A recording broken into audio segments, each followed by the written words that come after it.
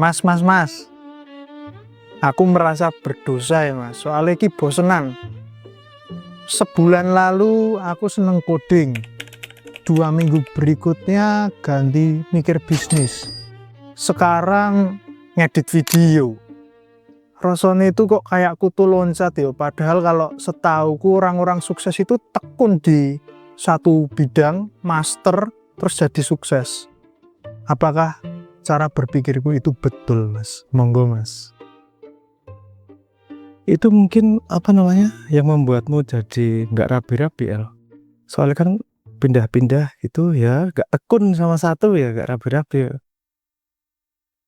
Pada teori rapi itu benar El.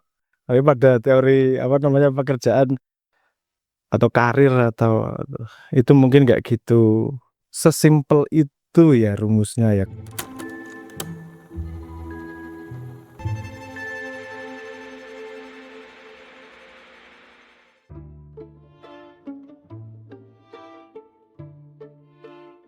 Karena ada contoh-contoh lain dan contoh-contoh yang bisa jadi counterbalance bahwa nggak harus gitu cara untuk sukses. Coba ya misalnya contoh paling gampang olahraga.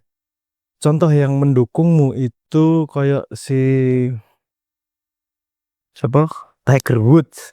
Dari umur 2 tahun udah dilatih bapaknya untuk main golf. Terus dari kecil lama-lama ya canggih di bidang golf tersebut karena dunianya yaitu tok.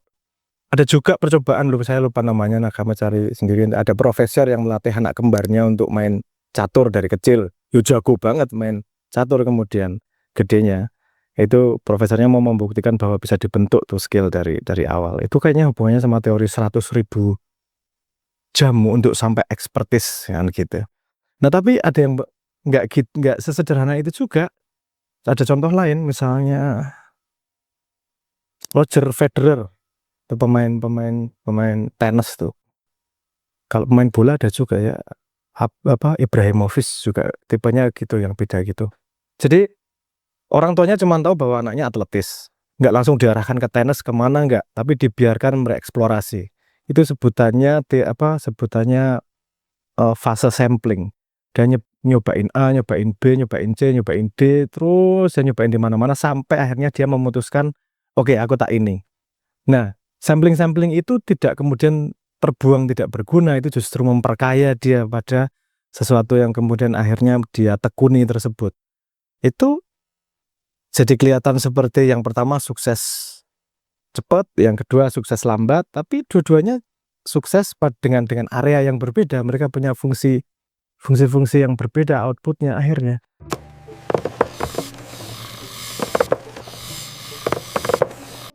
Gini, tadi saya ngomong bahwa dua-duanya ada kemudian fungsi tertentu. Si yang satu yang tekun di situ, di satu bidang, dia akan sangat tahu bidang itu, sehingga tahu nuans kecil-kecilnya untuk bisa membuat pekerjaan tertentu itu menjadi efisien. Nah, itu kelebihan dari yang tekun di satu hal.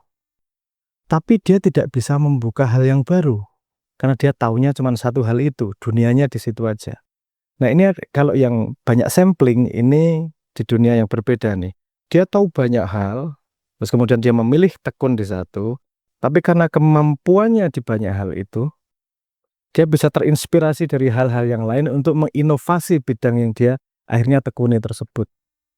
Nah, ini kalau yang terkenal itu ya, David Epstein dengan generalis atau spesialis itu. Spesialis dia bisa jadinya mesin efisiensi, jadi lebih efisien di dunia ini nih, satu dunia aja. Terus kemudian kalau yang berhubungan dengan banyak hal, butuh inovasi baru, cara baru, buka jalan baru, itu generalis biasanya. Karena dia udah sampling banyak hal, tahu konsideran dari banyak hal, ketika dia masuk dari satu tempat yang dia tekuni, ini dia terinspirasi dari banyak tempat. Ini contohnya banyak sih. Oke. Ya, contoh paling nyata aja. Kalau Anda pernah main Nintendo, anak-anak MOBA sekarang mungkin nggak paham, tapi bisa nge-track awal-awal game itu yang main bikin Nintendo, saya lupa namanya, susah lah namanya.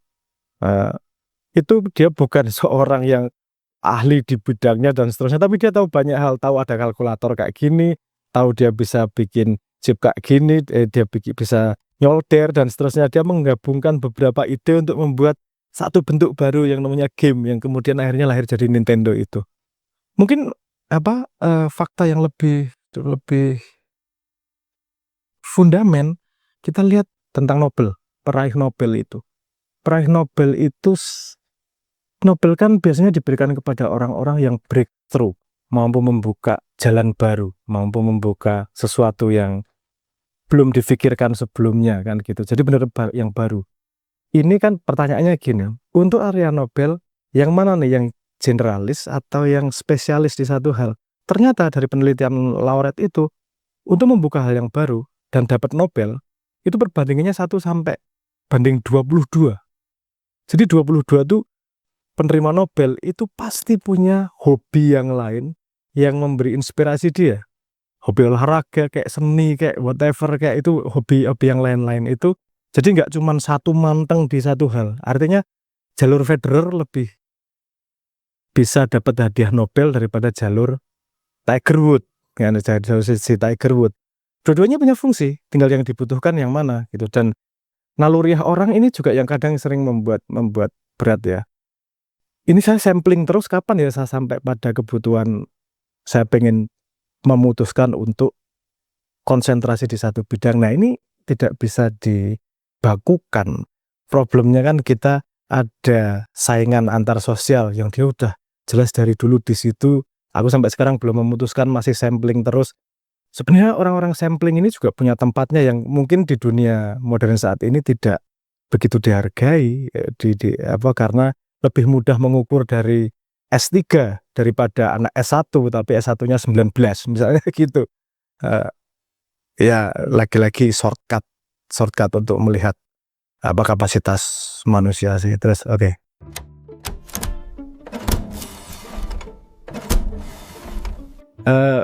Mungkin teman-teman merasakan resahnya itu. Saya sampai titik ini tadi sempat saya singgung ya, sampai titik ini kok temanku udah karirnya udah jelas, saya masih nyari-nyari kanan kiri belum jelas seperti apa. Lagi-lagi gini, kita tuh manusia dengan model yang berbeda-beda tapi diukur dengan satu ukuran yang sama. Itu berguna untuk memudahkan sistem itu menilai, tapi juga menghilangkan talenta-talenta yang tidak bisa ditangkap oleh sistem itu. Nah, salah satunya kenapa kita sangat terbawa secara kultural, bahkan secara kultural ini, nggak cuma sampai pada konsep, ini sampai kultural, karena orang tua juga, entah anaknya kerja atau pas atau enggak, pokoknya lulus kuliah ya gitu. Dan lulus kuliah itu membawa beban berikutnya ya dapat pekerjaan, sukses. Padahal pendidikan sendiri kalau nggak salah akarnya dari Bavaria, Prusia, ya dari daerah situlah Prusia, yang memang didesain untuk orang-orang yang bekerja dengan disiplin dan silo, tempat-tempat yang berbeda-beda. Memang didesain untuk seperti itu. Jadi ke bawah sampai sekarang. Kalau kita tidak paham fundamen pendidikan yang punya seperti itu, efeknya ya kayak gini kemudian ketika ada survei yang mengatakan bahwa hampir 50-70% lah lulusan bekerja tidak sesuai dengan tempat dia belajar. Misalnya ya lulusan filsafat kemudian beli cara meramu kolam lele, nggak salah.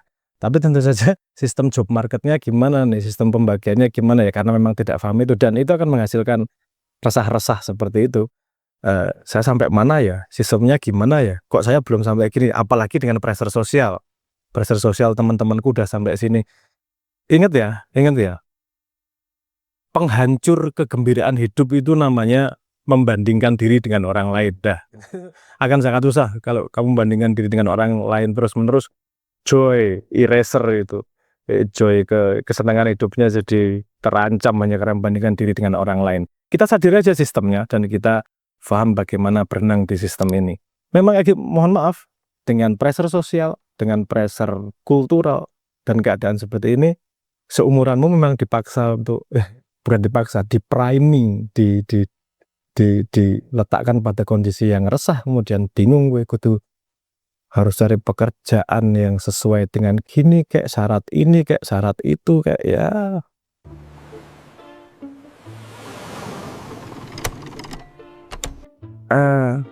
Kalau surveinya LinkedIn itu apa ya, 25-35 bekerja karena terpaksa, kan udah kadung. Nah, ini kalau dalam bahasa psikologi namanya sunk cost fallacy.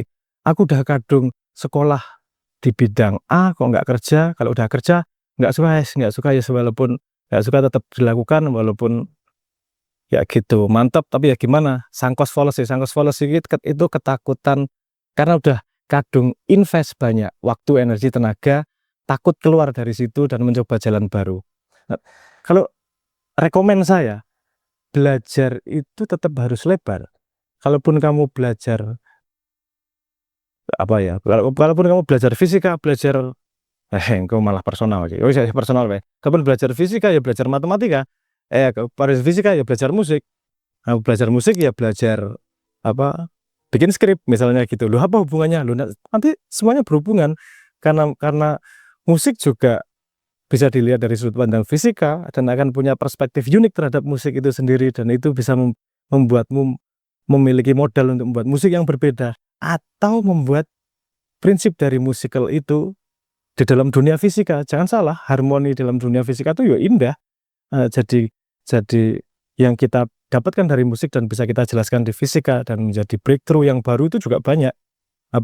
Misalnya gitu. Jadi kalau Anda belajar di satu bidang, jangan terkurung oleh bidang itu, tetap pursue, walaupun yang tetap pursue, tetap kejar yang kamu sukai, yang kamu interest di sekitarnya, karena jangan bilang bahwa itu tidak akan berguna. Suatu hari itu akan berguna untuk talimu yang lain yang bisa kamu pegangin ketika tali utama yang kamu pelajari secara formal ini tidak bisa memberimu jalan, walaupun sistemnya sekarang belum mengakui sistem yang tidak diakui oleh ilmu yang tidak diakui oleh sistem, dan kita masih mengukurnya berdasarkan yang diakui oleh sistem itu, walaupun we know exactly kalau itu nggak gitu working ya, 50-70% tidak bekerja sesuai dengan bidangnya kok.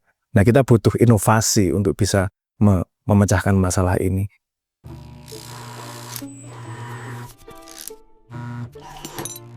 Nah, ini kemudian jadi rekomendasi kepada negara. Kalau kemarin ribut soal ijazah, ribut soal kemampuannya seberapa, apakah dia S1, S2, S3, maybe itu penting juga, tapi jangan lupa yang dikatakan oleh S1, S2, S3 adalah kemampuan pada bidang yang sudah terestablish, jadi mengefisiensi sesuatu yang sudah benar. Mobil kalau udah jalan dengan baik, gimana ya biar lebih biar lebih hemat, biar lebih bertenaga, biar lebih nyaman shock breakernya, mungkin sangat pas dengan yang diukur oleh S1, S2, S3. Tapi kalau sistemnya aja nggak jalan, mobilnya ini banyak rayapnya, ini mobilnya banyak nggak beresnya, itu yang dibutuhkan bukan S1, S2, S3. Yang dibutuhkan adalah yang samplingnya banyak, yang tahu segala macam, nggak cuma mobil, tapi tahu bahwa mobil itu bisa mobil itu berkarat. Ini sebagai ilustrasi analogi aja bahwa ayo, penting yang namanya S1, S2, S3 itu penting. Tapi belum tentu itu yang dibutuhkan kita sekarang. Yang paling dibutuhkan kita sekarang, lihat keadaannya di negara ini. Negara ini butuh efisiensi atau butuh revolusi, reformasi. Ketika sistemnya sudah stagnan, ketika sudah tidak berjalan, yang kita butuhkan bukanlah ide-ide dari orang yang terlahir di sistem yang sudah stabil. Justru orang-orang yang banyak sampling ini yang dibutuhkan, karena dari mereka lah datang ide-ide liar, datang ide-ide baru yang punya potensi untuk memecahkan masalah yang 22 kali lipat kemungkinannya lebih besar dapat hadiah Nobel itu. Nah, ini mungkin fundamental thinking ya, perlu kita pikirkan ulang fundamental thinking ini, karena sebelum kita sekarang masih merasa bahwa kalau S3 pasti bisa memecahkan masalah. No, belum tentu juga, tergantung masalahnya seperti apa. Nah, kalau kita tahu anatomi ini, kita jadi lebih tahu bahwa mungkin ijazah S1 Bisa jadi kalau dia samplingnya banyak lebih berguna daripada ijazah S7 yang sangat tajam spesifik di satu hal tapi dengan ceteris paribus dengan asumsi bahwa sistem lainnya sudah stabil. Kalau sistem fondasinya nggak stabil semua, ya butuh orang samplingnya banyak nih, butuh orang yang lebar nih. Nah, kalau saya tidak berargumentasi bahwa apa benar ijazahnya itu kemudian penting atau tidak atau asli atau tidak ya. Itu yang menurut saya urusannya bukan urusan ijazah S1, S2 atau S3-nya, tapi klaim ijazah atau tidak ijazah. Ini kalau saya terusin ke sini nol pasti senang banget karena videonya ini akan bisa dijuduli ijazah siapa versus siapa. Nah, saya kan pengen menghindar dari situ. Ini tarik-tarikan antara editor yang pengen viewer dan saya yang males bikin kontroversi nggak jelas, bahasa nggak jelas ini. Tapi oke, ini saya cuma pengen ngomong gini. Semua sistem itu pasti ada ups and down, ada kelebihan, ada kekurangannya. Dan memakai alat yang benar itu harus tahu alatnya, toolsnya seperti apa, untuk masalah seperti apa. Kalau masalahnya tidak clearly defined, generalis, itu akan lebih bisa memecahkan masalah. Kalau masalahnya very clearly defined, itu yang sistem yang kita pakai sekarang, S1, S2, S3, itu lebih bisa memecahkan masalah. Bayangkan saja analoginya seperti satu orang yang jago banget pakai pisau, itu dia hampir bisa, kalau di dapur hampir semua bisa dipecahkan pakai pisau. Ada istilah ya, semua masalah bisa dipecahkan pakai palu. Kalau nggak salah ada peribahasa itu. Ya, hajar, pokoknya hajar gitu. Itu yang orang-orang yang sangat ahli pakai palu bisa memecahkan semua masalah pakai palu. Tapi kalau masalahnya tidak clearly defined, kita butuh alat sebanyak-banyaknya. Ada palu, ada kunci Inggris, ada pisau, ada garpu, ada centong, ada kompor, whatever segala macam itu yang bisa dimanfaatkan oleh orang yang tidak hanya belajar satu hal, tapi belajar banyak hal dan mampu mengkombinasikannya untuk menemukan hal yang belum pernah ditemukan sebelumnya. Contohnya tadi sudah jelas, bagaimana hal-hal yang tidak berhubungan bisa menghasilkan satu industri besar yang namanya gaming. Nintendo. Gunpei Yokoi. Gunpei Yokoi. Tidak salah gue dulu jenenge. Tidak salah, tolong dibenerin. Mohon maaf kalau saya keluar sering bahasa Jawa, cerot-cerotnya kayak gitu, tapi ya ini bawaan lahir aja. Terus kalau memang itu tadi bukti bahwa hal yang tidak berhubungan bisa menghasilkan sesuatu yang baru. Terus bukti lagi dari Nobel, maksudnya kamu mau membantah saya, ini ada bukti empirisnya. Dan masalah sosial, masalah kenegaraan, ini classically defined sebagai wicked problem. Wicked problem definisinya monggo ditulis Mas Noel. Wicked problem itu sebuah masalah yang tidak jelas definisinya, solusinya tidak jelas, dan komponennya bergerak terus. Kita cuma punya pandangan arahnya ke sini, tapi bergerak terus situasinya. Dan ini butuh generalis sama sekali. Kenapa? Tentu saya ngomong nggak berguna ya yang namanya S1, S2, S3, sangat berguna. Tapi nimbility-nya, kelincahannya menghadapi perubahan zaman yang begitu cepat, itu tidak seterlatih orang yang street smart, yang tahu banyak dan pandai beradaptasi terhadap situasi. Nah, di note akhir ini, kalau usulan saya kepada situasi, kepada negara, ambillah talent-talent yang tepat.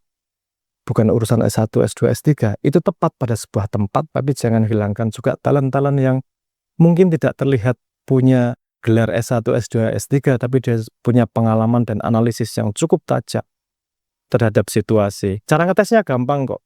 Kumpulin orang-orang yang tekstual dan kumpulin orang-orang yang di lapangan, yang tahu lapangan, buat mereka saling ngobrol dan lihat siapa yang lebih tahu situasi. Gampang ngetesnya sebenarnya. Nah, semoga semoga mau didengar enggak ya monggo. Yang penting saya sudah melaksanakan kewajiban saya seperti tujuan video seperti tujuan overall tujuan YouTube kanal ini adalah untuk menghilangkan kewajiban, menggugurkan kewajiban. Kalau ada sesuatu yang harus saya omongkan, dan kewajiban saya sudah gugur di sini. Cara milih talent yang benar di situasi yang berbeda seharusnya seperti ini. Monggo El, semoga berguna. Jadilah kamu talent di tempat yang tepat. Salah satu misi pertama, rabi. Nikah. Dengan H atau tanpa H. Terserah. Monggo, matur nuwun.